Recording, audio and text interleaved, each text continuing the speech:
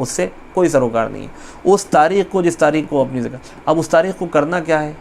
عام طور پر بعض لوگ کہتے ہیں کہ صاحب وہ زکوٰۃ کب نکالیں، بعض لوگ ایڈوانس میں نکال دیتے ہیں، بعض لوگ ایڈوانس میں نہیں نکال پاتے، وقت پر نکالتے ہیں، بعض لوگ وقت پر بھی نہیں نکال پاتے بلکہ آئندہ نکالتے ہیں۔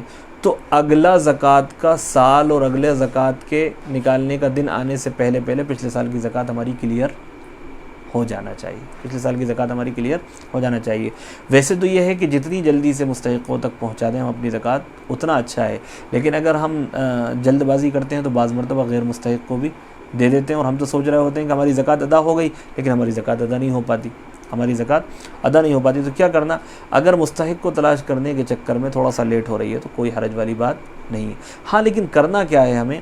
ہمیں یہ کرنا ہے کہ جس تاریخ کو ہم زکوٰۃ نکالتے ہیں اس تاریخ کو ہم پورا حساب بنا لیں کہ میرے پاس اتنا مال ہے، لہٰذا اتنے مال کی میری اتنی زکوٰۃ نکل رہی ہے، تو اب مجھے آئندہ دنوں میں جو زکوٰۃ نکالنا ہے وہ اتنے لاکھ روپے میرے پاس ہیں، تو لہٰذا مجھے اتنے ہزار روپے کی زکوٰۃ نکالنا ہے، یہ کرنا ہے۔ میں نے آپ کو بتایا کہ ایک ہوتے ہیں پرانے مالدار، ایک ہوتے ہیں نئے مالدار۔ تو نئے مالدار اور پرانے مالدار میں فرق یہ ہے کہ پرانے مالدار کے لیے کسی بھی مال پر سال گزرنا شرط نہیں ہے، بلکہ سال کی زکوٰۃ نکالنے کی جو تاریخ آئے گی اس تاریخ کو جتنا مال ہوگا اتنے کی اس کو زکوٰۃ نکالیں۔ لیکن ایک آدمی ہے کہ جو پہلے سے مالدار نہیں ہے، لیکن اس کے پاس میں آج مال آ گیا، مثال کے طور پر کسی نے اس کو ہدیہ کر دیا 50,000، اب 50,000 میں 612 گرام چاندی آسانی سے خریدی جا سکتی ہے، تو لہٰذا وہ زکوٰۃ کے نصاب کا مالک ہو گیا، مالداروں میں آ گیا، اب اس کو بھی زکوٰۃ نکالنا ہے، تو اب اس کو آج زکوٰۃ نہیں نکالنا، بلکہ اس مال کے اوپر اس کے کیا سال گزرنا شرط ہے۔ اگر یہ سال گزر گیا اس کے اوپر تو بہت اچھی بات ہے، وہ آدمی زکوٰۃ کے نصاب کا مالک بن کر زکوٰۃ ادا کرے گا، اور اگر سال گزرتے گزرتے وہ مال ہی ختم ہو گیا تو پھر زکوٰۃ بھی نہیں، اور اگر سال گزرتے گزرتے وہ مال ہی ختم ہو گیا تو پھر زکوٰۃ بھی نہیں ہے اس کے اوپر۔ اچھا، زکوٰۃ میں ابھی آپ کو بتایا کہ زکوٰۃ کے اندر کون سی چیزیں زکوٰۃ کے طور پر دی جا سکتی ہیں۔ اب زکوٰۃ کن کن کو دے سکتے ہیں؟ تو وہی لوگ ہیں، زکوٰۃ کا مصرف 8 طرح کے لوگ ہیں اور 8 طرح کے مصرف ہیں جو قرآن مجید کے اندر بیان کیے گئے کہ فقیروں کے لیے ہیں زکوٰۃ۔ فقیر کس کو کہتے ہیں؟ فقیر اس کو کہتے ہیں کہ جس کے پاس کاروبار گھر بار سب کچھ ہو، لیکن اس کی آمدنی اس کے خرچے میں کافی نہ ہو، تنگی اور پریشانی سے اس کا گزارا چلتا ہو۔ مسکین دوسرا مصرف۔ مسکین کس کو کہتے ہیں؟ جس کے پاس کاروبار بھی نہ ہو، گھر بار بھی نہ ہو، بلکہ وہ بالکل بے یار و مددگار ہو، وہ بھی زکوٰۃ کا مصرف ہے، اس کو بھی اپنی زکوٰۃ دے سکتے۔ عاملین، اسلامی حکومت کی جانب سے زکوٰۃ کو وصول کرنے پر مامور جو لوگ ہیں ان کو بھی زکوٰۃ میں سے زکوٰۃ دے سکتے ہیں۔ اور آگے اللہ رب العزت فرماتے ہیں انما الصدقات للفقراء والمساکین والعاملین علیہا والمؤلفۃ قلوبہم۔ جیسے کوئی آدمی ہے، اس کو 2 طریقے سے وضاحت کی گئی ہے کہ ایک تو وہ آدمی ہے کہ جس کے شر سے اسلام اور مسلمان محفوظ نہیں ہیں، آئے دن وہ نقصان پہنچاتا رہتا ہے اسلام اور مسلمانوں کو، تو اس کے شر سے اسلام اور مسلمانوں کو بچانے کے لیے مسلمانوں کی زکوٰۃ میں سے کچھ پیسہ اس کو دے دیا جائے تاکہ وہ مسلمانوں کی نمک حلالی کرنے پر مجبور ہو جائے اور ستانے سے باز آ جائے۔ یا پھر ایک وہ شخص ہے جو ابھی نیا مسلمان ہوا ہے، یا نیا مسلمان ہوا ہے، اور ظاہر سی بات ہے کہ اگر اس کی کمزور حالت رہی تو کیا ہوگا؟ ممکن ہے کہ وہ اسلام سے پھر جائے اور دوبارہ اپنی پچھلی زندگی میں لوٹ جائے، تو اس کے دل جوئی کے لیے بھی اس کو زکوٰۃ میں سے رقم دی جا سکتی ہے، اگرچہ کہ وہ مالدار ہی کیوں نہ ہو۔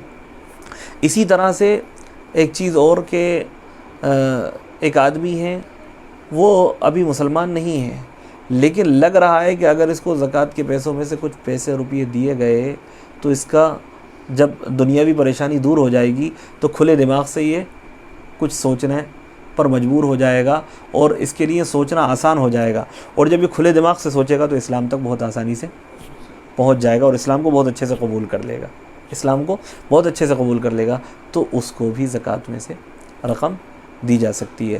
لیکن یہ بہت کم مفسرین اور علماء ہیں جنہوں نے اس آیت سے اور آیت کے اس جملے سے یہ باتیں لی ہیں۔ اکثر نے جو بات لی ہے وہ وہی لی ہے کہ ایک آدمی نیا اسلام میں داخل ہوا ہے تو اس کی دلجوئی کے لیے اس کے اوپر پیسہ خرچ کیا جائے۔ 5واں جو ہے والمؤلفۃ قلوبہم وفی الرقاب، گردنیں چھڑانے کے لیے، غلاموں کو آزاد کرانے کے لیے زکوٰۃ کی رقم کو استعمال کیا جائے۔ اب آج تو غلام ہوتے نہیں ہیں، لیکن آج بھی بہت سے ایسے ہمارے مسلم نوجوان ہیں جو ناجائز مقدمات میں پھنسا کر جیلوں کے اندر ڈال دیے گئے، تو ان کو وہاں سے نکالنے کے لیے بھی ہم زکوٰۃ کی رقم کو خرچ کر سکتے ہیں. اب ان کے پاس نہیں ہے اتنا پیسہ کہ وہ کیس لڑ کر اپنی برات کو ثابت کریں اور اپنی یعنی کیا بولتے ہیں بے قصور ہونے کو ثابت کر کے وہاں سے نکل سکیں، تو اس مت سے بھی ان کا کیس لڑ کر ان کو وہاں سے نکالنے. والغارمین، بہت سے لوگ ہوتے ہیں جن کے اوپر قرض کا بوجھ ہوتا ہے اور ان کی گردن ایسی پھنس جاتی ہے کہ وہ کسی طور نہیں نکلتی، تو ان کو قرض کے بوجھ سے آزاد کرانے کے لیے، ان کا قرضہ دینے کے لیے بھی زکوٰۃ کی رقم کو استعمال کیا جا سکتا ہے. اسی طرح سے وفی سبیل اللہ، اللہ کے راستے میں بھی، اور اللہ کے راستے بہت سے ہیں، اللہ کے راستے بہت سے ہیں. جیسے دیکھا جائے تو مدرسے بھی اللہ کے راستے کے اندر آتے ہیں، ہے نا، اور اسلامی معاشرے کی ترقی کی جو بنیادیں ہیں وہ بھی اللہ کے راستے کے اندر آتی ہے نا، تو اس کے اندر بھی زکوٰۃ خرچ کی جا سکتی ہے. وابن السبیل، اور مسافر کو بھی زکوٰۃ کی رقم میں سے پیسہ دیا جاتا ہے، یعنی مسافر بھی زکوٰۃ کا مصرف ہے. جیسے مسافر وہ آدمی مالدار ہے اپنے دیش کے اندر، اپنے وطن کے اندر، لیکن یہاں اس کے پاس پیسے ختم ہو گئے تو زکوٰۃ کی رقم سے اس کی مدد کی جائے. یہ 8 مصرف زکوٰۃ کے ہیں. اب کن کو دینا چاہیے؟ خاص طور سے اگر فقیر ہیں تو عام فقیروں کو دینا چاہیے یا کیا؟ تو اس کے بارے میں بتایا گیا کہ سب سے پہلے اس طرح کے لوگوں کو ہم اپنے رشتہ داروں میں تلاش کریں گے، پھر پڑوسی اور علاقے والوں میں تلاش کریں گے، اور جب ان سب میں نہیں ملیں گے تو پھر ہم دوسری جگہ ان کو تلاش کر کے ان تک پہنچانے کی کوشش کریں گے. اب رشتہ داروں میں مثال کے طور پر ایسے لوگ ہیں، لیکن ان میں بھی سب ایسے نہیں ہیں جن کو ہماری زکوٰۃ لگے گی. ان میں سے چند لوگ ہیں جن کو ہماری زکوٰۃ لگے گی، اور بہت سے لوگ ایسے ہیں جن کو ہماری زکوٰۃ نہیں لگے گی، اگرچہ کہ وہ تنگ اور حال کیوں نہ ہو، پریشان حال کیوں نہ ہو. سب سے پہلے یہ کہ اگر ہمارے رشتہ دار میں سید ہیں تو ان کو ہماری زکوٰۃ نہیں لگے گی، بلکہ ان کی مدد ہم جو کریں گے، ان کی جو اعانت کریں گے وہ الگ سے ہدیے کے طور پر کریں گے، تحفے کے طور پر کریں گے، زکوٰۃ کی رقم سے نہیں کریں گے. ٹھیک ہے. اسی طرح سے ماں باپ، دادا دادی، نانا نانی، ان کو ہماری زکوٰۃ نہیں لگے گی. اسی طرح سے بیٹا بیٹی، پوتا پوتی، نواسا نواسی، ان کو بھی ہماری زکوٰۃ نہیں لگے گی. ان کے علاوہ جتنے رشتہ دار ہیں سب کو، پھوپھی کو بھی دی جا سکتی ہے، خالہ کو بھی دی جا سکتی ہے، ماموں کو بھی دی جا سکتی ہے، چچا کو بھی دی جا سکتی ہے، بڑے ابا کو بھی دی جا سکتی ہے، بڑے ابا کو بھی، اور اسی کے ساتھ میں بہن کو بھی دی جا سکتی ہے، بھائی کو بھی دی جا سکتی ہے. ہاں، بیوی کو نہیں دی جا سکتی اور شوہر کو نہیں دی جا سکتی. ٹھیک ہے نا. تو کن کو دے سکتے ہیں یہ میں نے آپ کو بتایا کہ ان کو دے سکتے ہیں. ٹھیک ہے نا.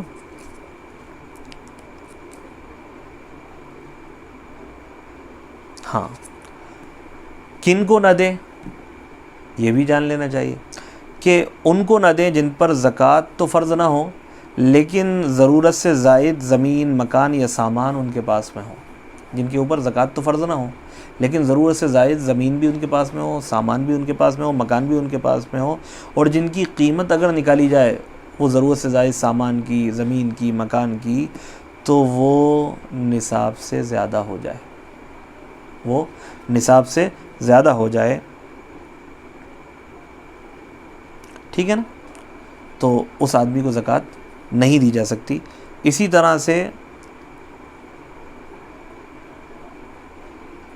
وہ چیز جن میں زکوٰۃ فرض نہیں ہے. ظاہر سی بات ہے جب ہم نے یہ جانا کہ کون سی چیزوں میں زکوٰۃ فرض ہے، جیسے کہ شروع سے ہم نے بتایا کہ سونے پر، چاندی پر، نقد روپیہ جس سے 612 گرام چاندی خریدی جاتی، تجارت کا سامان جس سے 612 گرام چاندی خریدی جا سکتی ہے، ان سب پر زکوٰۃ فرض ہے. کن چیزوں پر زکوٰۃ فرض نہیں ہے؟ ضرورت کے سامان پر. اب ضرورت کا سامان چاہے آپ کا موبائل ہے، آپ کی کار ہے، آپ کی بائک ہے، آپ کا گھر ہے، آپ کی دکان ہے، ان پر زکوٰۃ فرض نہیں ہے. اسی کے ساتھ میں ایک اور چیز، کرائے کے سامان پر بھی زکوٰۃ نہیں ہے. جیسے کرائے سے آپ کا پورا شاپنگ مال چلتا ہے تو اس شاپنگ مال پر زکوٰۃ نہیں ہے. کرائے سے ایک مکان چلتا ہے، کرائے سے گاڑی چلتی ہے، اس گاڑی پر زکوٰۃ نہیں ہے آپ کے اوپر، بلکہ گاڑی سے، شاپنگ مال سے، کرایہ مکان سے جو کرایہ حاصل ہو رہا ہے، اگر وہ کرایہ آپ کے پاس میں جمع ہوتا ہے اور اس پر سال گزر جاتا ہے اور وہ نصاب کی مقدار کو پہنچتا ہے، یعنی اس سے 612 گرام چاندی خریدی جا سکتی ہے، تو پھر کیا ہے کہ اس کے اوپر زکوٰۃ واجب ہوگی. اور اگر یہ سب نہیں ہو رہا تو پھر زکوٰۃ بھی واجب نہیں ہے، اگرچہ کہ 50,000 روپے مہینہ آتا ہے اور ہر مہینے خرچ بھی ہو جاتا ہے، اگرچہ کہ 50,000 روپے مہینہ آتا ہے اور ہر مہینے خرچ بھی ہوگا، کوئی حرج نہیں۔ یہ باتیں تھیں جو مجھے زکوٰۃ کے تعلق سے تھوڑی واضح کرنا تھی۔ امید ہے کہ انشاءاللہ یہ سب باتیں ہم سب سمجھنے کی کوشش کریں گے اور اس کے مطابق اپنی زکوٰۃ کو ادا کرنے کی کوشش کریں گے۔ ممکن ہے کچھ باتیں رہ گئی ہوں تو وہ جب کوئی سوال کرے گا تو انشاءاللہ اس وقت وہ پیش کر دی جائیں گی۔ جزاک اللہ خیرہ، والسلام علیکم ورحمۃ اللہ۔